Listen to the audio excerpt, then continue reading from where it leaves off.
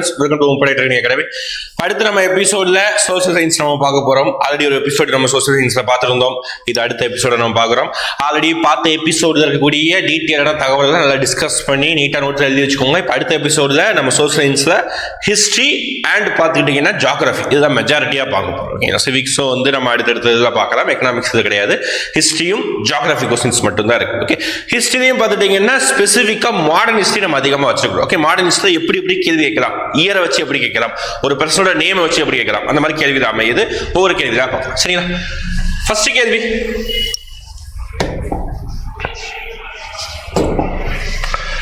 the founder of the Madras Native Association, அதாவது சென்னை வாசிகள் சங்கம் என்ற அமைப்பினை நிறுவியவர் யார்? ஓகே, இது என்ன சங்கம் அப்படின்னா, நம்மளுடைய இண்டிபெண்டன்ஸ் டைம்ல, விடுதலை போராட்டத்தோட டைம்ல பாத்தீங்கன்னா நம்ம வந்து மக்களுக்குள்ள ஒரு சங்கத்தை ஏற்படுத்துவதற்கான உரிமைகள் அது வந்து இப்போ கான்ஸ்டிடியூஷன் இருக்குது, அந்த காலத்திலையும் சங்கத்தை இருந்தது. ஓகேங்களா? அப்ப என்ன செய்வாங்கன்னா, ஒரு விடுதலை போராட்டத்திற்காக ஒரு சங்கமோ அப்படி இல்லைன்னா மக்களுக்கு என்ன பிரச்சனையோ அந்த பிரச்சனையை சால்வ் பண்றதுக்காக அந்தந்த லோக்கல், ஓகே, அதாவது மெட்ராஸ்ல, மைசூர் பகுதியில, வங்காள பகுதியில, பம்பாய் பகுதியில, இந்த மாதிரி அங்கங்க லோக்கல் பிளேசஸ்ல என்ன செய்வாங்கன்னா ஒரு சின்ன சின்ன அமைப்புகளை உருவாகும். அப்படி மெட்ராஸ் ப்ராவின்ஸ், அதாவது அந்த காலத்தில் இருக்கக்கூடிய மெட்ராஸ் மாகாணத்தில் உருவாக்கப்பட்ட ஒரு முதல் அமைப்பு, ரொம்ப அதாவது காங்கிரஸ் எல்லாம் உருவாகிறதுக்கு முன்னாடி உருவாக்கப்பட்ட அமைப்பு தான் இந்த சென்னை வாசிகள் சங்கம். 1852 உருவாக்கப்பட்டது தான் இந்த சென்னை வாசிகள் சங்கம். ஓகே, காங்கிரஸ் வந்து இந்தியா முழுவதும் உருவாக்கப்பட்டது, ஆனால் 1885, ஓகேவா, இது வந்து 52 உருவாக்கப்பட்டது. இப்ப யார் உருவாக்குனா அப்படி கேட்கிறாங்க. கஜல் லட்சுமி நரசு, இரட்டமலை சீனிவாசன், அப்புறம் பார்த்தீங்கன்னா சீனிவாசனார். ஆன்சர் வந்து ADANC, இதுதான் ஆன்சர். ஓகேங்களா? இரட்டமலை சீனிவாசனுக்கு இதுக்கு சம்பந்தமே கிடையாது. இரட்டமலை சீனிவாசன் எப்போ வருவார் அப்படி பார்த்தீங்கன்னா, தமிழக விடுதலை போராட்ட வீரரும் தலித் மக்களுக்காக போராடின ஒரு தலைவர் தான் இரட்டமலை சீனிவாசன். தாத்தா என்று அழைக்கப்படக்கூடியவர் இரட்டமலை சீனிவாசன். அப்புறம் பார்த்தீங்கன்னா இரட்டமலை சீனிவாசன் வந்து நம்மளுடைய ரவுண்ட் டேபிள் கான்ஃபரன்ஸ் இருக்கு பாருங்க, வட்டமேசை மாநாடு, அந்த வட்டமேசை மாநாட்டில் தமிழகத்தின் சார்பாக பங்கேற்றக்கூடிய ஒரு நபர் தான். அம்பேத்கரோட சேர்ந்து இவர் பங்கேற்றிருப்பார்.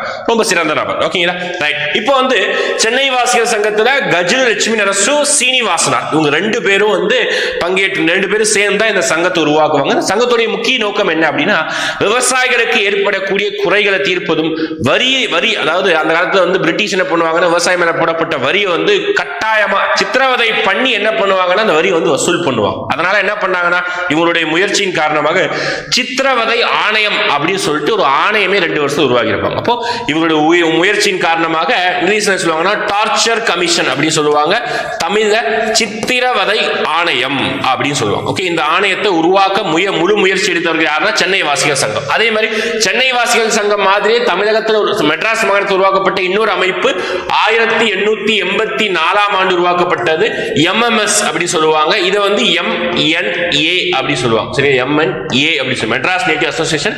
இது வந்து MMS, மெட்ராஸ் மகாஜன சபை அப்படி சொல்லுவாங்க. சரிங்களா? ஓகே, அப்ப உருவாக்கப்பட்டது 2 பேரு. இது மெட்ராஸ் மகாஜன சபை 1884. இது நாட்கள் போக போக இது வந்து சீஸ் டு எக்ஸிஸ்ட் அப்படி சொல்லுவாங்க. அதாவது இது வந்து ஒழித்து கட்டிடுவாங்க. ஓகே, பிற்காலங்கள்ல பிரிட்டிஷே வந்து கேன்சல் பண்ணிடுவாங்க. அடுத்து பாருங்க, which reason leads to the form of Swadeshi movement? ஓகேங்களா? அதாவது சுதேசி இயக்கம் தோன்றுவதற்கு முக்கிய காரணம் என்ன? நம்ம இந்த பாயிண்ட நல்ல கவனிச்சீங்கன்னா, நம்மளுடைய சோசியல் சயின்ஸ் இதுக்கு முன்னாடி எபிசோடு பார்த்துருந்தீங்கன்னா இதை ஆன்சர் பண்ணலாம். ஓகேவா? நான் வந்து லாஸ்ட் நடத்துற எபிசோட்ல இதுக்குரிய ஆன்சரை நான் எக்ஸ்ட்ரா பாயிண்ட்ஸ் டிஸ்கஸ் பண்ணிட்டேன். ஓகேங்களா? படிச்சவங்களுக்கு மட்டும் அதை கேட்டவங்களுக்கு மட்டும் தான் தெரியும். ஓகே, ஆன்சர் சொல்லிடலாம். ஓகே, சுதேசி இயக்கத்தோட முக்கியமான காரணம் வங்க பிரிவினை.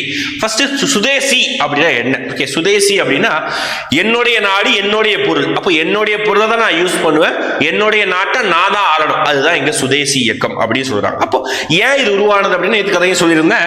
வங்க பிரிவினை எந்த ஆண்டு அனௌன்ஸ் பண்ணாங்க? 1905 அனௌன்ஸ் பண்ணாங்க. இந்தியா இருக்கக்கூடிய வங்காள தேசம், அதாவது நம்மளுடைய வெஸ்ட் பெங்கால் இருக்கக்கூடிய வங்காள தேசத்தை 2ஆ பிரிச்சாங்க. எப்படி பிரிச்சாங்க? இங்க வந்து ஹிந்துக்கள் இருக்கிறோம், இங்க வந்து முஸ்லீம்கள் இருப்பாங்க அப்படின்னு சொல்லிட்டு மத ரீதியாக 2ஆ பிரிச்சாங்க. அவங்க பிரிட்டிஷ் எந்த நோக்கத்திற்காக பிரிச்சாங்க அப்படின்னா, இந்த மாதிரி மத ரீதியா அவங்க ரெண்டா பிரிச்சா இந்தியா வந்து அவங்க சண்டை போட்டே இருப்பாங்க, நம்ம ரொம்ப வருஷம் ரூல் பண்ணலாம் அவங்க நினைச்சாங்க. ஆனா அவங்க வெளியே சொன்ன ரீசன் என்ன, வங்க பிரிவினைக்கு சொன்ன ரீசன் என்ன, நிர்வாக காரணத்திற்காக வங்காளம் வந்து பெரிய பகுதியா இருக்குது, நிர்வாக காரணத்திற்காக நம்ம ரெண்டா பிரிக்கலாம் அப்படின்னு சொல்லிட்டு இவங்க சொன்னாங்க அப்படின்னு பிரிட்டிஷ் வந்து சொல்லியிருக்காங்க. ஆனா உண்மையான ரீசன் அது கிடையாது. சரிங்களா? ஆனா நம்ம மக்களுக்கு என்னாச்சு, இது வந்து பிடிக்கல. ஓகே, மத ரீதியா நம்ம பிரிச்சது வந்து நம்ம வங்காள மக்களுக்கு பிடிக்கல. அதனால அதை எதிர்த்து சுதேசி இயக்கம் சொல்லிட்டு இந்தியாவில் மிகப்பெரிய அளவுக்கு நடந்த போராட்டங்கள் மிக முக்கியமான போராட்டம் இதுதான். ஓகே, பால கங்காதர திலகர் அவங்க ஸ்டார்ட் பண்ணிருப்பாங்க. இந்த சுதேசி இயக்க போராட்டத்தில் அடுத்த கட்ட பார்க்கலாம். ஓகே, அப்போ வங்க பிரிவினை வந்து என்ன எப்ப பண்ணாங்கன்னா 1905 யார் வங்க பிரிவினை வந்து ஸ்டார்ட் பண்ணா அப்படின்னா கர்சன் பிரபு. ஓகே, பிரிட்டிஷ்ல இருந்து யார் வந்து வங்க பிரிவினை வங்காளத்தை ரெண்டா பிரிச்சாங்க கேட்பாங்க, கர்சன் பிரபு. ஓகே, பிரிட்டிஷ் நபர். அந்த வங்காள பிரிவினை பிரிச்சதுனால நிறைய போராட்டம் நடந்தது. அந்த போராட்டத்தினால நிறைய வந்து பொருட்சேதமும் நிறைய உயிரிழப்புகள் ஏற்பட்டது. பிரிட்டிஷ்க்கு வந்து அங்க வந்து சட்ட ஒழுங்கு நிறைய பாதிச்சு. அப்ப என்ன பண்ணாங்க, கடைசி சரிப்பா வேற வழியே இல்லை, பிரிச்ச வங்காளத்தை திருப்பி ஒன்னு சேர்த்துறலாம் அப்படின்னு சொல்லிட்டு என்ன செஞ்சாங்கன்னா ரெண்டையும் ஒன்னு சேர்த்துட்டாங்க. எப்போ எந்த வருஷம் 1911ஆம் ஆண்டு ஒன்னு சேர்த்துட்டாங்க. அப்ப பிரிச்சது கர்சன் பிரபு. அந்த வங்காள பிரிவினை வந்து திருப்பி ஒன்னு சேர்த்தது யாரு அப்படின்னா ஹர்டிங் பிரபு. ஓகே, இதெல்லாம் ரிப்பீட்டடா கேட்கக்கூடியது. ஹர்டிங் பிரபு. ஓகே, பிரிச்சது கர்சன் பிரபு, ஒன்னு சேர்த்தது ஹர்டிங் பிரபு 1911ஆம் ஆண்டு ஒன்னு சேர்த்தாங்க. ஓகேங்களா? அந்த 1911ஆம் ஆண்டு முக்கியமானது. ஓகே, சுதேசி மூவ்மெண்ட்னா வங்க பிரிவினை. அடுத்து பாருங்க, அதே சுதேசி மூவ்மெண்ட் சம்பந்தமான இன்னொரு கேள்வி. அப்ப சுதேசி மூவ்மெண்ட் வந்து வங்காளத்துல பரவ அது இந்தியா முழுவதும் பரவ ஆரம்பிச்சது. அப்ப சுதேசி அப்படிங்கிற ஒரு கொள்கை வந்து இந்தியா முழுவதும் பரவ ஆரம்பிச்சது. அந்த கொள்கை பிடிப்பினால தமிழ்நாட்டில் ஒரு நபர் என்ன பண்ணார் அப்படின்னா சுதேசி நீராவி கப்பல் நிறுவனத்தை ஒருத்தர் வந்து தொடங்கினார். எந்த வருஷம் 1906ஆம் ஆண்டு சுதேசி நீராவி கப்பல் நிறுவனத்தை தொடங்கினார். யார் தொடங்கினார் அப்படி பார்த்தீங்கன்னா வ.உ. சிதம்பரம் பிள்ளை, அதாவது VOC சொல்லுவாங்க. சரி, நிறைய பேர் கேள்விப்பட்டிருப்பீங்க. தமிழகத்தை சேர்ந்த மிக முக்கியமான ஒரு விடுதலை போராட்ட வீரர்னா VOC தான். சரிங்களா? என்ன செய்யுது, பட்ட பேர் நிறைய இருக்கு. செக்கிலிட்ட செம்மல் அப்படி சொல்லுவாங்க. அப்புறம் கப்பலோட்டிய தமிழன். ஓகே, தமிழகத்தில் அவருடைய காசை ஸ்பெண்ட் பண்ணி புதுசா நீராவி கப்பல்களே வந்து உருவாக்கி இருப்பார் 1906ஆம் ஆண்டு. ஆனா பிரிட்டிஷோட போட்டி போட முடியாம என்ன ஆயிருக்குன்னா இந்த நீராவி நிறுவனம் வந்து பாத்தீங்கன்னா ஃபெயிலியர் ஆயிருக்கும். ஏன்னா அவங்களோட போட்டி போட முடியாது. ஓகே, அதாவது தூத்துக்குடியில் ஆரம்பிச்சிருப்பாரு. எங்க ஆரம்பிச்சிருப்பாங்கன்னா தூத்துக்குடியில் ஆரம்பிச்சிருப்பாங்க. தூத்துக்குடி டு கொழும்பு. ஓகே, அதாவது இங்கிலாந்துக்கு வந்து பொருட்களை ஏற்றுமதி பண்றது, பயணிகளை டிராவல் பண்றதுக்காக இது உருவாக்கப்பட்டது. வ.உ. சிதம்பரம் பிள்ளை. இவருடைய பட்ட பேர் என்ன சொல்லியிருந்தோம், கப்பலோட்டி தமிழன், செக்கிலிட்ட செம்மல். ஓகேடா, VOC. அடுத்து நீலகண்ட பிரம்மச்சாரி உருவாக்கிய சங்கம், ரொம்ப முக்கியமான ஒரு சங்கம். ஓகே, அப்ப தமிழகத்துல பாத்துக்கிட்டீங்கன்னா தமிழகமும் சரி இந்தியா முழுவதும் சரி என்ன ஆச்சு அப்படி பாத்தீங்கன்னா ஒரு கட்டத்துல காந்தியோட போராட்டம் அந்த கட்டங்கள்லாம் என்ன ஆச்சு அப்படி பாத்தீங்கன்னா ஒரு அமைதியான போராட்டத்திற்கு ஒரு மதிப்பே இல்லாம ஆயிடுச்சு. என்னதான் அமைதியா போராடினாலும் பிரிட்டிஷ் வந்து அந்த போராட்டத்திற்கு வந்து ஒரு இசைவு, அதாவது அதுக்கு ஒரு கருத்தையும் கேட்க ரெடியாது. அதனால என்ன பண்ணாங்கன்னா ஒரு சில இளைஞர்கள் ஒரு சில நபர்கள் என்ன பண்ணாங்கன்னா அமைதி வழியில் போராடுவதற்கு சாத்தியமே கிடையாது சொல்லிட்டு பிரிட்டிஷ்க்கு எதிராக வன்முறையில ஈடுபட ஆரம்பிச்சிட்டாங்க. இப்ப வன்முறை ஈடுபட ஆரம்பிச்சிட்டாங்கன்னா என்ன பண்ணுவாங்கன்னா இந்த மாதிரி நபர்கள் யாரு, நீலகண்ட பிரம்மச்சாரி, இந்த மாதிரி நபர்கள் என்ன பண்ணுவாங்க அப்படி பார்த்தீங்கன்னா ஒரு சங்கத்தை ஃபார்ம் பண்ணுவாங்க. அந்த சங்கத்தின் மூலமாக என்ன செய்வாங்கன்னா இருக்கக்கூடிய துடிப்பாக இருக்கக்கூடிய இளைஞர்களை என்ன பண்ணுவாங்க, ட்ரெயின் பண்ணுவாங்க. எதுக்காக ட்ரெயின் பண்ணுவாங்க, பிரிட்டிஷ் அதிகாரியை கொள்வதற்காகவோ அல்லது பிரிட்டிஷ் அதிகாரிகள் மீது குண்டு வீசுவதற்காக என்ன செய்வாங்க, ட்ரெயின் பண்ணுவாங்க. அப்படி உருவாக்கப்பட்ட ஒரு அமைப்பு தான் நீலகண்ட பிரம்மச்சாரி உருவாக்கப்பட்ட அமைப்பு பாரத மாதா சங்கம். இதுல எக்ஸாம்பிள் என்ன அப்படி பாத்தீங்கன்னா நம்மளுடைய ஆஸ் துறை, அதாவது நம்ம ஒரு தமிழ்நாட்டில் வாஞ்சிநாதன் என்ன பண்ணிருப்பாருன்னா இந்த மாதிரி ஒரு அமைப்புகளை ட்ரெயின் ஆகி ஆஸ் துறையை வந்து சுட்டே கொண்டிருப்பார். ஓகே, அப்ப இந்த மாதிரி வன்முறையில ஈடுபடுவதற்காக ட்ரெயின் பண்ணப்பட்ட அமைப்பு தான் இந்த பாரத மாதா சங்கம். உருவாக்குனது யாரு அப்படி கேட்டாங்கன்னா நீலகண்ட பிரம்மச்சாரி. ஓகே, நம்ம பார்த்த பத்தியில சென்னை மகாஜன சபை சொன்னா MMS மெட்ராஸ் மகாஜன சபை 1884 உருவாக்கப்பட்டது. சென்னை வாசிகர் சங்கம் மெட்ராஸ் நேட்டிவ் அசோசியேஷன் 1852ஆம் ஆண்டு உருவாக்கப்பட்டது. ஓகேங்களா? சுதேசிக்கு இப்பதான் பார்த்தா 1906ஆம் ஆண்டு உருவாக்கப்பட்டது. ஓகேங்களா? எல்லாம் முக்கியம். பாரத மாதா சங்கம் நீலகண்ட பிரம்மச்சாரி உருவாக்கப்பட்டது எதுக்காக அப்படி கேட்டாங்கன்னா வன்முறை. ஓகேவா? பிரிட்டிஷ்க்கு எதிராக பிரிட்டிஷ் கொள்வதற்காகவோ அவங்களை வன்முறையில் ஈடுபடுத்துவதற்காக உருவாக்கப்பட்ட ஒரு அமைப்பு. 4வது கொஸ்டின் முடிஞ்சதா? அடுத்து 5வது கொஸ்டின், தமிழ் மொழியியல்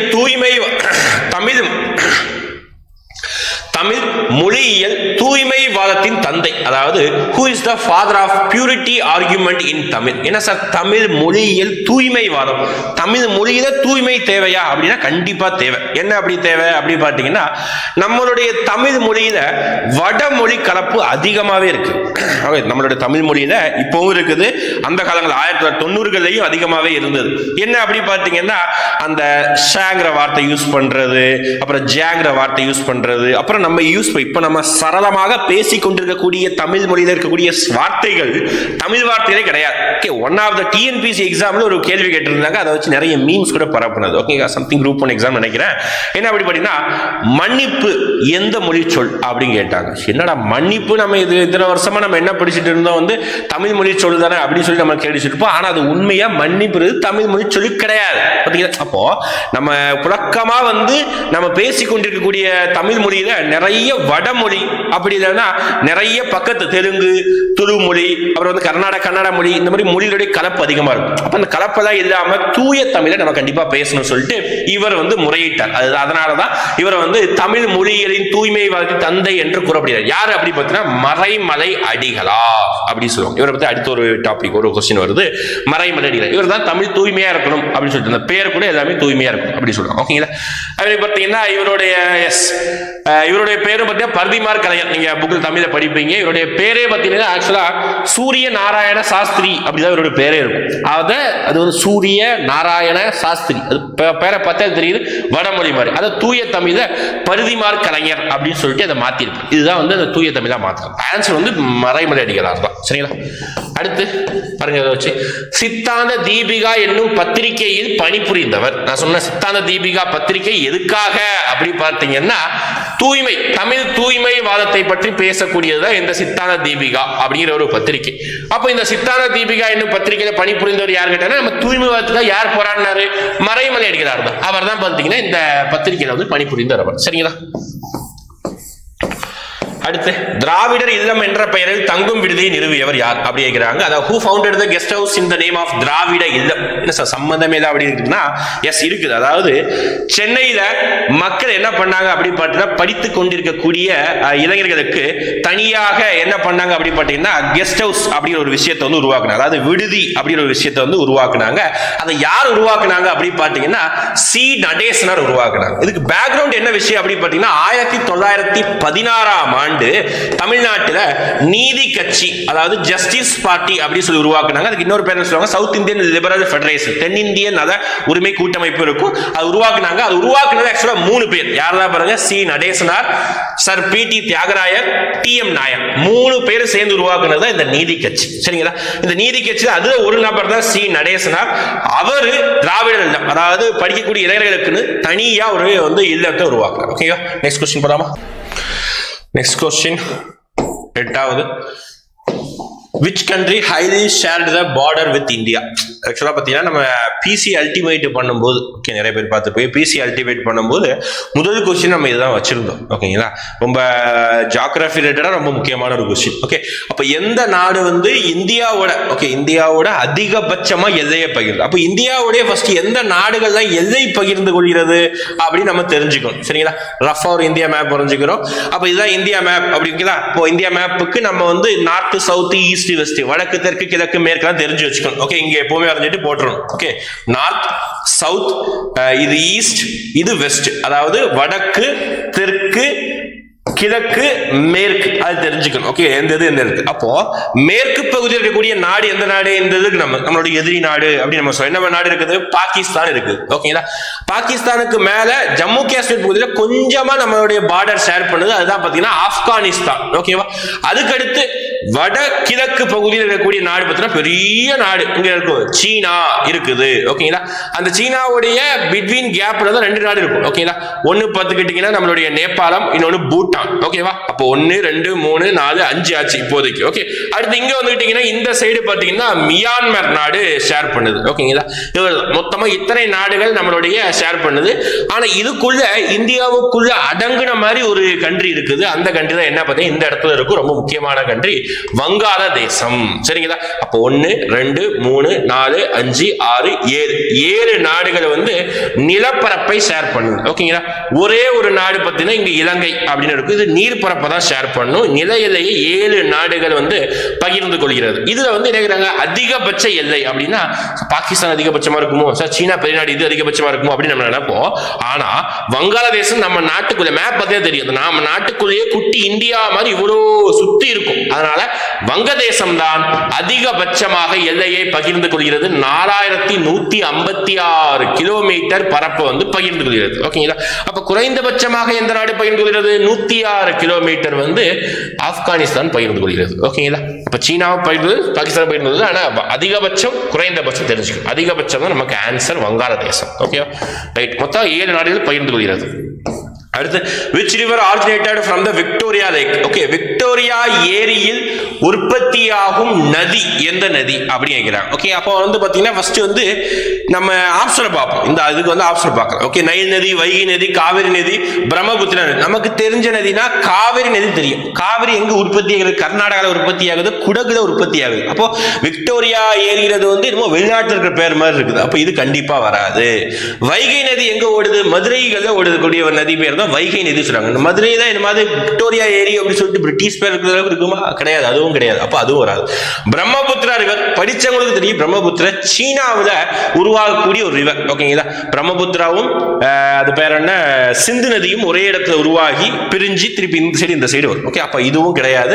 ஆன்சர் வந்து நைல் நதி. உலகிலேயே மிக நீளமான நதி என்று சொல்லக்கூடிய நைல் நதி தான் விக்டோரியா ஏரியில ஆப்பிரிக்கா கண்டத்துல உற்பத்தி ஆகக்கூடியது. இங்க உற்பத்தியாகி அப்படியே இங்க வரைக்கும் ஃப்ளோ ஆகும். சரிங்களா? ரொம்ப நீளமான நதி. ஓகே, நைல் நாகரிகம், எகிப்து நாகரிகம் ரொம்ப பழமையான நாகரிகம் விக்டோரியா ஏரியில் உற்பத்தி ஆகிறது. ஓகே, ஒரு ஏரியில் உற்பத்தியாகி ஒரு ஆறு ஓடுது பாரு. உலகின் இளமையான மிக உயரமான மலைத்தொடர் அப்படின்னு சொல்றாங்க. ஓகே, மிக இளமையான அப்படின்னா புதுசா உருவாகின மலை. ஓகேங்களா? அப்புறம் என்ன சொல்றாங்க? மிக உயரமான மலை எதுன்னு கேட்கிறாங்க. பார்க்கலாமா?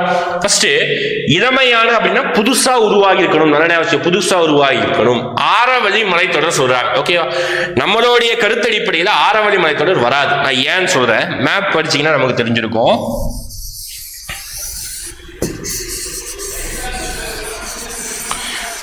ஆரவழி மலைத்தொடர் எங்க இருக்குது அப்படின்னு இந்த இடத்துல அமைஞ்சிருக்கும். ஓகே, இந்த ஷேப்ல அமைஞ்சிருக்கும். இந்த மாதிரி வடமேற்குல இருந்து வடமேற்கு தென்மேற்கு மாதிரி இந்த ஷேப்ல அமைஞ்சிருக்கும். ஓகே, இங்க இருந்து தென்மேற்கு பருவ காற்று இப்படி வீசுறதுனால இந்த காற்று அப்படியே தாண்டி போயிருது. ஓகே, இந்த இடையூறு எதுவுமே இல்லாம அப்படியே தாண்டி போறதுனாலதான் இந்த ராஜஸ்தான் இந்த சமவெளி எல்லாமே பார்த்துட்டீங்கன்னா டெசர்ட். ஓகேங்களா? பாலைவனமாக இருக்குது. ஓகே, எப்படி இருக்குது? பாலைவனம் மாதிரி இருக்குது. அப்போ இந்த பாலைவன பகுதி உருவாக காரணம் ஆரவழி மவுண்டன். அப்போ தார் பாலைவனம், நம்மளுடைய ராஜஸ்தானுடைய பாலைவனம் எத்தனை வருஷம் பழமையானதுன்னா அது கிட்டத்தட்ட ரொம்ப வருஷம் பழமையானது. அப்போ ஆரவழி மலைத்தொடர் உருவானதுனாலதான் பாலைவனம் உருவாயிருக்கு. அப்ப ஆரவழி மலைத்தொடர் எப்போ உருவாயிருக்கும்? பல ஆயிரம் வருஷத்துக்கு முன்னாடி உருவாயிருக்கு. அப்ப ரொம்ப பழமையான ஒரு மலைத்தொடர்னா அது ஆரவழி மலைத்தொடர். அதனால இந்த ஆப்ஷன் வரவே வராது. முடிச்சா அப்புறம் இமயமலை தொடர் இருக்குது, காட்வின் மலைத்தொடர், எவரெஸ்ட் மலைத்தொடர். இது வராது தெரிஞ்சிருச்சு. எவரெஸ்ட் வந்து ஒரு சிகரம், அது மலைத்தொடரா கிடையாது.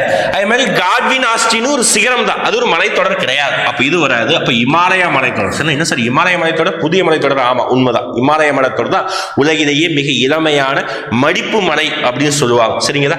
அதுவும் உயரமான மலை. அதாவது உலகத்தில் இருக்கக்கூடிய நிறைய சிகரங்கள்ல பாதிக்கு மேற்பட்ட சிகரங்களை இந்தியா இருக்கு. இந்தியா அந்த இமயமலை தொடர் இருக்குதாம். அதாவது K2, அதாவது காட்வின் ஆஸ்டின், அப்புறம் பார்த்தீங்கன்னா எவரெஸ்ட், கஞ்சன்ஜங்கா, அந்த மாதிரி நிறைய சிகரங்கள் இந்தியாவில் இருக்கக்கூடிய ஹிமாலயாஸ்லையும் நேபாள இருக்கக்கூடிய ஹிமாலயாஸ்ல இருக்கு. ஓகேங்களா? அப்ப ஆன்சர் வந்து இமாலயா மலைத்தொடர். அடுத்து ஹைட் ஆஃப் த, இப்பதான் பார்த்தோம் கஞ்சன்ஜங்கா பத்தி இப்பதான் பேசணும். கஞ்சன்ஜங்கா தான் இந்தியா இருக்கக்கூடிய மிக உயரமான சிகரம் என்று சொல்லக்கூடியது. ஓகே, உலகிலேயே மிக உயரமான சிகரம்னா எவரெஸ்ட் சிகரம். அதோட ஹைட் என்ன கேட்பாங்க? 8 8 எடுத்து வச்சா 4 8 எடுத்து வச்சிடலாம். அதுதான் எவரெஸ்ட் சிகரத்தோடைய ஹைட். இங்க கஞ்சன்ஜங்காவுடைய ஹைட் கேட்கிறாங்க. 8 8 எடுத்து வச்சா 4 8. இந்த ஆப்ஷனுக்கு போய் இது எவரெஸ்ட். கஞ்சன்ஜங்காவுடைய ஹைட்டையும் ஈஸி ஞாபகம் வச்சுக்கலாம். 8 5 8 6 ஃபேன்சியா இருக்கும். ஓகே, 8 5 8 6 மீட்டர் தான் கஞ்சன்ஜங்காவுடைய மலையோடைய உயரம். சரிங்களா? அடுத்து Himalaya means shelter of the snow, அதாவது இமாலயம் என்றால் பனி உறைவிடம். இந்த நீ வராது, இந்த நீ தான் வரும். சரிங்களா? இமாலயம் என்றால் பனி உறைவிடம், அந்த பனிகள்லாம் சேர்ந்ததுதான் ஹிமாலயா அப்படின்னு சொல்றாங்க. இது எந்த மொழியிலிருந்து எடுக்கப்பட்டது அப்படிங்கிறாங்க. சமஸ்கிருத வார்த்தையிலிருந்து எடுக்கப்பட்டதா இந்த ஹிமாலயா அப்படிங்கிற ஒரு வார்த்தை. என்ன வார்த்தை?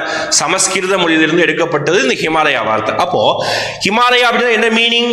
பனிகள்லாம் சேர்ந்ததுதான் அப்படின்னு சொல்றாங்க. அதனாலதான் இந்த இமாலய மலைத்தொடர் நிறைய பனி இருக்கிறதுனாலதான் அதுக்கு என்ன பேரை வச்சுக்கிட்டாங்க சமஸ்கிருத மொழியில்? ஹிமாலயா ஹிமாலயா அப்படின்னு சொல்லிட்டு அந்த காலங்கள்ல இருந்தே கூப்பிட ஆரம்பிச்சிட்டாங்க. நம்ம இப்போ வரைக்கும் அதை ஃபாலோ பண்ணிட்டே இருக்கோம். சரிங்களா? வேற எந்த தமிழ் மொழி சொல்லுதான் கிடையாது ஹிமாலயாங்கிறது. சரியா? போட்டக்கூடாது. அடுத்து சோஜிலா பாஸ் அப்படின்னு சொல்றாங்க. சரிங்களா? அதாவது பாஸ்னா நமக்கு என்னன்னு தெரியும். கணவாய். கணவாய்னா என்ன அப்படின்னு பார்த்தீங்கன்னா, ஒரு லேண்டையும் இன்னொரு லேண்டையும் இணைக்கக்கூடிய சின்ன கேப். சரிங்களா? அதாவது இங்க ஒரு லேண்ட் இருக்கும், இங்க ஒரு லேண்ட் இருக்கும், நடுவுல பெரிய மலைத்தொடர் இருக்கும். அந்த மலைத்தொடர் இருக்கக்கூடிய சின்ன கேப் தான் என்ன சொல்லுவாங்க அப்படின்னு பார்த்தீங்கன்னா கணவாய் அப்படின்னு சொல்லுவாங்க. சரிங்களா? ஃபார் எக்ஸாம்பிள் தமிழ்நாட்டில் கணவாய் இருக்குன்னா இருக்குது. ஓகேங்களா? பாலக்காடு கேப் அப்படின்னு சொல்லுவாங்க. பாலக்காடு கணவாய், பார்த்தீங்கன்னா செங்கோட்டை கணவாய். அதான் பார்த்தீங்கன்னா அந்த கேரளாவுக்கும் நமக்கும் ஒரு சின்ன கேப், அது ரோடெல்லாம் போகும். ஓகே, மலையை வந்து மலையில சின்ன கேப் விழுந்திருக்கும், அதுதான் கணவாய் சொல்லுவாங்க. இதே மாதிரி பார்த்தீங்கன்னா சோஜிலா கணவாய் எங்க இருக்குது அப்படிங்கிறாங்க. ஜம்மு காஷ்மீர் இருக்கக்கூடியதுதான் சோஜிலா கணவாய். ரொம்ப முக்கியமான ஒரு கணவாய். சரிங்களா? டிஃபென்ஸ் ரிலேட்டடாகவும் இருக்கும். லடாக் பகுதியில் அமைஞ்சிருக்கக்கூடிய, ஜம்மு காஷ்மீர் லடாக்ல இருக்கக்கூடியது. ஓகே, லடாக் தான் ஆக்சுவலா ஆன்சர். நான் லடாக் ஆப்ஷன் இல்லை. ஓகே, இப்போ அருணாச்சல பிரதேசம் இருக்கக்கூடிய கணவாய் என்ன சொல்லுவாங்க அப்படி பார்த்தீங்கன்னா பாம்டிலா அப்படின்னு சொல்லுவாங்க. பாம்டிலா கணவாய் அருணாச்சல பிரதேசம் இருக்குது. அதே மாதிரி ஃபேமஸான கணவாய் என்ன சொல்லுவாங்கன்னா, ஹிஸ்டரியில நீங்க படிப்பீங்க, கைபர் கணவாய் அப்படின்னு சொல்லுவாங்க. அதாவது பாகிஸ்தானுக்கும் ஆப்கானிஸ்தானுக்கும் பிட்வீன் இருக்கக்கூடியதுதான் இந்த கைபர் கணவாய். சரிங்களா? இதுதான் பார்த்துட்டீங்கன்னா நம்மளுடைய என்ன சொல்றது, அதாவது வெளிநாடுகள்ல இருந்து படையெடுத்து வருபவர்கள் இதை தாண்டி தான் வருவாங்க, கைபர் கணவாய் தாண்டி தான் வருவாங்க. அடுத்து பிரம்மபுத்திரா சமவெளி பெரும் பகுதி எங்கு அமைந்துள்ளது அப்படிங்கிறாங்க. அதாவது which state most river valley in Brahmaputra அப்படிங்கிறாங்க. அதாவது நம்ம இந்தியாவில் பாயக்கூடிய ஒரு முக்கியமான நதிகள்ல, நீளமான நதிகள்ல பிரம்மபுத்திரா நதியும் ஒரு முக்கியமான ஒரு நதி. சரிங்களா? அது வந்து அதிகமான ஏரியா வந்து எதுல கவரா இருக்குன்னா நார்த் ஈஸ்ட் ஸ்டேட்ஸ். இது எல்லாமே ஜார்க்கண்டை தவிர மீதி எல்லாமே நார்த் ஈஸ்ட் ஸ்டேட்ஸ். நம்ம அப்ப ஜார்க்கண்ட்ல பிரம்மபுத்திரா ரிவர் ஓடவே இல்லை, அதை டெலீட் பண்ணிடலாம். ஒன்னு அசாம், அப்படின்னா மணிப்பூர், அப்படின்னா மேகாலயா. ஓகே, அப்ப மேப் படி நம்ம இங்க பார்க்கும்போது இந்த இடத்துல இருக்குது அப்படின்னா இங்க இருந்து ரிவர் வந்து அருணாச்சல பிரதேசம் தான் ஃபர்ஸ்ட் என்ட்ரி ஆகும். சரிங்களா? அருணாச்சல பிரதேசம் என்ட்ரி ஆகி அப்புறம் ஒரு ஸ்டேட் தாண்டி அசாம் தான் அந்த சைடு இருக்கக்கூடிய பெரிய மாநிலம். அங்கதான் நிலப்பரப்பு அதிகமா இருக்கும். ஓகே, அதனால அசாம் தான் ஆன்சர். பிரம்மபுத்திரா ரிவர் வந்து சமவெளி பெரும் பகுதி எங்க இருக்குன்னா அசாம்ல தான் இருக்கும். ஓகே, ஏன்னா அதுதான் அந்த சைடு இருக்கக்கூடிய பெரிய ஸ்டேட்.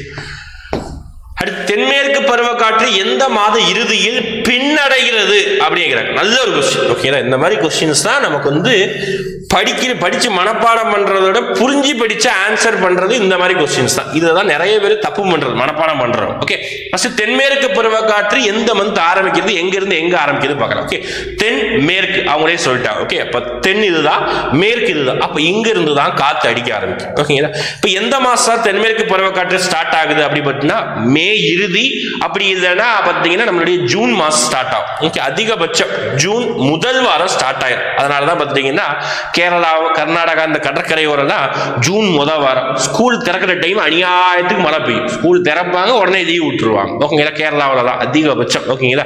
அதுல இருந்து ஆரம்பிச்சு செப்டம்பர் வரைக்கும் இந்த காத்து இப்படி டைரக்ஷன் தான் அடிச்சுக்கிட்டே இருக்கும். ஓகேங்களா? அதுக்கப்புறம் அந்த பிரஷர் டிஃபரன்ஸ் சொல்லுவாங்க, அதாவது அழுத்த வேறுபாடு காரணமாக அப்படியே இப்படி வீசிட்டு இருந்த காத்து திருப்பி டைரக்ஷன் மாத்தி இப்படி வீச ஆரம்பிச்சிடும். அதுதான் என்ன சொல்லுவாங்க அப்படி பார்த்தீங்கன்னா தென்மேற்கு பருவக்காற்று பின்னடைகிறது. ஓகே, இங்கிலீஷ்ல when were the month lagged the southwest monsoon சொல்றாங்க. அப்ப எப்ப பின்னடைனா செப்டம்பர் மாசம் பின்னடை. சரிங்களா? அக்டோபர் மாசத்துல எது ஸ்டார்ட் ஆரம்பிச்சிடும், வடகிழக்கு பருவமழை ஸ்டார்ட் ஆகும். ஓகேங்களா? தெரிஞ்சு வச்சுக்கணும். எப்ப ஸ்டார்ட் ஆகுதுன்னா ஜூன் மந்த் ஸ்டார்ட் ஆகுது, இங்க இருந்து ஸ்டார்ட் ஆகும். முதல்ல வந்து இந்த கேரளா கர்நாடகாவுடைய கடற்கரை பகுதியில் தான் அது மீட் ஆகும். அடுத்து who stated that himself I am a messenger of God அப்படின்னு சொல்றாங்க. அதாவது கடவுளின் தூதர் என்று தன்னை அறிவித்துக் கொண்டவர் யாரும் சொல்றாங்க. என்ன சம்பந்தமே திடீர்னு கடவுளின் தூதர்னா இது வந்து ஹிஸ்டரி படிச்சவங்க மட்டும் தான் தெரியும். அதாவது ஹிஸ்டரியில வந்து விடுதலை போராட்டம் எப்ப ஸ்டார்ட் ஆனதுன்னா 1906 தான் விடுதலை போராட்டம் தீவிரம் அடைஞ்சிருக்கும். அதுவும் 1930-40 ரொம்ப அதி தீவிரம் அடைஞ்சிருக்கும். எங்க பார்த்தாலும் விடுதலை போராட்டமா நடந்துகிட்டே தான் இருக்கும். 30-42 தான் சரிங்களா. ஆனா அதுக்கு முன்னாடி விடுதலை போராட்டம் நடக்கவே இல்லை அப்படின்னா அது இப்படி சொல்ல முடியாது. அங்கங்க துண்டா விடுதலை போராட்டம் நடந்தது. சின்ன சின்ன அவங்களுடைய பர்சனல் ரீசன் தான் இருக்கும். ஆனா பிரிட்டிஷ் வெளியே போகும். ஃபார் எக்ஸாம்பிள் 1806 வேலூர் கோட்டைக்குள்ள கலகம் ஏற்பட்டதா, இது ஒரு எக்ஸாம்பிள் விடுதலை போராட்டம் சொல்லு. அதே மாதிரி 1857 பெரும் கலகம், பெரும் புரட்சி சொல்றாம நடந்ததா. அதே மாதிரி விட்டு அங்க நடக்கும். அதே மாதிரி இந்தியாவிலே ஆங்கிலேயர்களுக்கு எதிராக முதலாக போராடியவரே யார் தான்? பூலித்தேவர் தான். ஓகே, அப்பதான் பாத்தீங்கன்னா 1780 ஓகேவா, கிட்டத்தட்ட 300 வருஷத்துக்கு முன்னாடி அவங்க தான் போராடி இருக்கிறாங்க சரிங்களா. அப்ப யார் ஆன்சர்? கடவுளின் தூதர். இது என்ன ஆக்சுவலா பாத்தீங்கன்னா ஜார்க்கண்ட் மாநிலத்துல சோட்டா நாகப்பூர் அந்த ரீஜியன்ல இருக்கக்கூடிய விவசாயிகளுக்கும் ஜமீன்தார்களுக்கும் ப்ராப்ளம் ஏற்பட்டு, ஜமீன்தார்கள் பிரிட்டிஷ்க்கு ஆதரவாக செயல்படுவாங்க, விவசாயிகள் நம்ம ஊர் விவசாயிகள் அவங்களுக்கு முரண்பாடு ஏற்பட்டனால அந்த கூடிய லோக்கல் ட்ரைப் பீப்புள் பழங்குடியின மக்கள்ல ஒரு நபர், அதாவது யார் பார்த்தீங்கன்னா இந்த பிர்சா முண்டா. ஓகே, இவர் தான் பார்த்தீங்கன்னா நான் கடவுளுடைய தூதுவராக இருக்கிறேன், இவங்களை ஜமீன்தார்கள் வந்து விரட்டி அடிக்கணும்னு சொல்லிட்டு போராடுவாங்க. நம்ம ஊராளுக்கு கிட்ட வில்லு அம்பு கத்தி கோடாரி இதுதான் இருக்கும். ஆனா பிரிட்டிஷ் கிட்ட கன் இருந்தது. ஓகே, அவங்க ஈஸியா வந்து நிறைய தோற்கடிச்சிட்டாங்க. அதே மாதிரி பாத்தீங்கன்னா இந்த சிந்து கன்ஹு இவங்க ரெண்டு பேரும் சேர்ந்து போராடி ஒரு போராட்டம் பாத்தீங்கன்னா சாந்தல் கலகம் அப்படின்னு சொல்லுவாங்க. ஓகே, சாந்தல் கலகம் இவங்க ரெண்டு பேரும் சேர்ந்து போராடிய ஒரு போராட்டம் சாந்தல் கலகம். பிர்சா முண்டா கடவுளின் தூதர் என்று அவரும் போராட ஆரம்பிச்சார். ஓகேங்களா. 16 முடிஞ்சது, அடுத்து 17. அடுத்து தமிழ்நாடு ஹிஸ்டரி சம்பந்தமானது பாண்டியர்களுடைய வரலாறு. ஓகே, மானூர் கல்வெட்டு டேஷ் நிர்வாகம் குறித்து செய்தி கூறுகிறது. இந்த கல்வெட்டு ஒரு சில விஷயத்தை பத்தி தான் கூறும். ஓகேவா, மேக்சிமம் பத்தின கல்வெட்டுகள் ஒரு மன்னருடைய சாதனைகளையோ அப்படி இல்லைன்னா கிராம நிர்வாகத்தை பத்தி தான் சொல்லும். ஓகே, இதுல வந்து பாத்தீங்கன்னா கிராம நிர்வாகத்தை பத்தி கூறக்கூடியதா இந்த மானூர் கல்வெட்டு சரிங்களா. அப்ப இந்த மானூர் கல்வெட்டு யாருடைய காலத்தை சரி எந்த மன்னருடைய காலத்தை சேர்ந்ததுன்னா பாண்டிய மன்னர்களுடைய காலத்தில் கிராம நிர்வாகத்தை பற்றி கூறக்கூடிய கல்வெட்டு சரி. அதே மாதிரி சோழர்களுடைய நிர்வாகத்தை பற்றி கூறக்கூடியது எது? சோழர்களுடைய நிர்வாகத்தை பற்றி கூறக்கூடியது எது அப்படின்னு பார்த்தீங்கன்னா உத்திரமேரூர் கல்வெட்டு. உத்திரமேரூர் கல்வெட்டு செங்கல்பட்டு மாவட்டத்தில் இருக்கும் அந்த உத்திரமேரூர் கல்வெட்டு தான் சோழர்களுடைய கிராம நிர்வாகத்தை பற்றி கூறக்கூடியது. ஓகே, பாண்டியர் கிராம நிர்வாகம் மானூர் கல்வெட்டு. மானூர் எங்க இருக்கு அப்படின்னா திருநெல்வேலி மாவட்டம் சேரன் மகாதேவி பக்கத்தில் இருக்கக்கூடியது. அடுத்து பாருங்க தேவதானா அப்படின்னு சொல்றாங்க. இது வந்து நம்மளுடைய 7th புக்ல ரொம்ப அழகா கொடுத்திருப்பாங்க. ஓகே, சோழர்களுடைய நிர்வாகத்துல 7th புக்ல கொடுத்திருப்பாங்க. தேவதானம், பள்ளிச்சந்தம், இந்த மாதிரி ஒரு அந்த லேண்ட தானம் கூடிய நேம் வச்சு ஒரு சில நேம் கொடுப்பாங்க. தேவதானம் அப்படின்னா யாருக்கு கொடுக்கக்கூடிய லேண்ட தான் சொல்லுவாங்க அப்படின்னா டெம்பிள்ஸ், கோவிலுக்கு கொடுக்கக்கூடிய லேண்ட தான் என்ன சொல்லுவாங்க அப்படி பார்த்தீங்கன்னா தேவதானம் அப்படின்னு சொல்லுவாங்க. அதாவது தானமா கொடுக்குறாங்க கோவிலுக்கு, அதுதான் 18. அடுத்து the largest of all intercities. அதாவது நம்ம நேத்து கூட ஹிஸ்டரியில படிக்கும் போது சிந்து சமவெளி நாகரிகத்தை பற்றி நம்ம சொல்லியிருந்தோம். இந்தியாவின் முதல் நாகரிகம் முதுகெலும்பு அப்படி சொல்லியிருந்தோம். சிந்து நாகரிகத்துல மிகப்பெரிய நகரம் எது அப்படின்னு சொல்றாங்க. மிகப்பெரிய நகரம் மொஹஞ்சதாரோ தான். ஓகேங்களா, கிட்டத்தட்ட 200 ஹெக்டேர் இருக்கக்கூடியது மிகப்பெரிய நகரம் மொஹஞ்சதாரோ. நேத்து வந்து நேத்துல போன எபிசோடு நம்ம என்ன பார்த்திருந்தோம் அப்படின்னு பார்த்தீங்கன்னா நம்மளுடைய அந்த என்ன சொல்றதுன்னா அந்த மிகப்பெரிய நகரத்தில் அந்த தானிய களஞ்சியம் பார்த்துருவோம். எஸ், ராக்கி ஹில் இருக்கக்கூடிய ஹரியானா மாநிலத்தில் இருக்கக்கூடிய தானிய களஞ்சியத்தை தான் நம்ம பார்த்துருந்தோம் மொஹஞ்சதாரோ. ஓகேங்களா. அதே மாதிரி லோத்தல் பார்த்தா சிந்துவெளி நாகரிகத்தில் இருக்கக்கூடிய ஒரு துறைமுக நகரம் தான் லோத்தல். ஓகே, கோட்டிச், ரூப்பர் இதெல்லாம் பார்த்தீங்கன்னா அந்த கோட்டிச் ரூப்பர்லாம் பார்த்தீங்கன்னா பஞ்சாப் பகுதியில் இருக்கக்கூடிய ஒரு பகுதி தான். ஓகே, லோத்தல் பார்த்தீங்கன்னா குஜராத்தில் இருக்கக்கூடிய ஒரு பகுதி. குஜராத் இருக்கக்கூடிய ஒரு பகுதி தான் இந்த சிந்துவெளி நாகரிகம். அடுத்து தவறானதை கண்டுபிடி அப்படின்னு சொல்றாங்க. ஓகேங்களா, தவறானதை கண்டுபிடி. அப்போ இது எல்லாமே யாரு அப்படி பார்த்தீங்கன்னா இது எல்லாமே பார்த்தீங்கன்னா வெளிநாட்டு பயணிகள். ஓகே, வெளிநாட்டு பயணிகள் விஜயநகர பேரரசு இந்தியாவை ரூல் பண்ணும்போது வந்த வெளிநாட்டு பயணிகள். ஓகேங்களா, இவங்க எல்லாரும் யாரு அப்படி பார்த்தீங்கன்னா நம்மளுடைய அவங்க அந்த வெளிநாட்டு பயணிகள் எந்த நாட்டை சேர்ந்தவர்கள் அப்படி சொல்லிட்டு கொடுத்துருக்காங்க. இது எது தவறு சொல்றாங்க. இபின் பதுதா மொராக்கோ நாட்டை சேர்ந்தவர்கள் தான். ஓகேங்களா, கரெக்ட் தான். நிக்கோலோ காண்டி வெனிஸ் கிடையாது. நிக்கோலோ காண்டி இத்தாலி நாட்டை சேர்ந்தவர். ஓகேவா. Abdul Razak Arabia Domingo Paes Portugal. Correct தான். இது நிக்கோலோ கோண்டி டி கோண்டி மட்டும் தான் தப்பா இருக்குது. ஓகேங்களா. ஆப்ஷன் பி தான் வந்து தவறானது. இது தவறா பொருந்திருக்குன்னு கேட்கிறாங்க. சரிங்களா. இவங்க வெளிநாட்டு பயணிகள், இவங்க அந்தந்த நாட்டை சேர்ந்தவர்கள், இதெல்லாம் இப்படிதான் கேட்பாங்க. அதே மாதிரி சீனாவில இருந்து ஒரு 3 அறிஞர்கள் வந்திருப்பாங்க. ஓகேங்களா. யாரெல்லாம் அப்படி பார்த்தீங்கன்னா நம்மளுடைய யுவான் சுவாங், ஃபாகியான், அப்புறம் இட்சிங் அப்படின்னு சொல்லிட்டு 3 அறிஞர்கள் வந்திருப்பாங்க. இவங்க 3 பேர் சீனாவை சேர்ந்தவர்கள், இவங்க ஒரு நாட்டை சேர்ந்தவர்கள் இவங்க. Okay right. இப்போ நம்ம வந்து பாத்தீங்கன்னா ஒரு அடுத்த எபிசோட்ல ஒரு 20 செட் ஆஃப் क्वेश्चंस நம்ம டிஸ்கஸ் பண்ணியாச்சு. ஓகே. அடுத்து வரக்கூடிய சோசியல் எபிசோட்ல நான் ஆரம்பிக்கும் பொழுது ஒரு கேள்வி தான் ஆரம்பிக்கிறேன். ஓகே. ஒரு ஸ்டாட்டிக் ஜிகேவா ஒரு சில கேள்வி ஆரம்பிக்கிறேன். அந்த கேள்வி அடுத்த எபிசோட், இந்த கிடையாது, அடுத்த சோசியல் எபிசோட்ல இருந்து நான் கேட்கும் போது ஒரு ஸ்டாட்டிக் கேள்வியில இருந்து ஆரம்பிக்கிறேன். ஏதாவது ஒரு கேள்வி கேட்பேன். அந்த கேள்விக்கு எல்லாருமே நம்மளுடைய கமெண்ட்ஸ் வந்து ஆன்சர் பண்ணணும். சரி, தேடி கூட தெரியலன்னா தேடி கூட ஆன்சர் பண்ணுங்க. எல்லாரும் ஆன்சர் பண்ணாம இருக்காது. சரிங்களா. அடுத்த எபிசோடு சந்திக்கலாம். தேங்க்யூ.